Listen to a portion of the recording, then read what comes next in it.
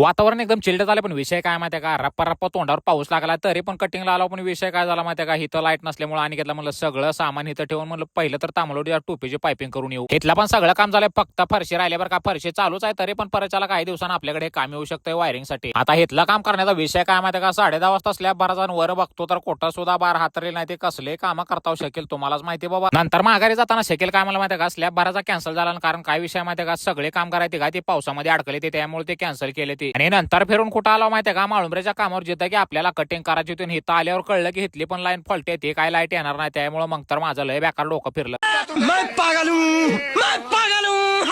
नाही म्हणलं तर आजची दोन्ही कामं कॅन्सल झाल्यामुळे काय केलं माहिती का, पहिलं तर चहा घेतलो घरमालकाकडनं. पहिल्यांदा महेशला नेऊन दिलो, जे की सेंटरिंगचं काम करतात. घेतलं आम्ही दोघं तर चहा पेत नाही, त्यामुळे चहा दिलो. नेट गावाकडे निघाला, कारण काम तर कॅन्सल झाले. त्यामुळे काय करू शकत नाही आता मी. आणि भावानो, जाता जाता मला एवढं सांगा की काय नाव लिहिलंय बरं का, मला तर कसंच वाचायला येणं झालं. तुम्हीच सांगा कमेंट करू. आणि लॉग संपलाय असं जाहीर करतो बरं का मी.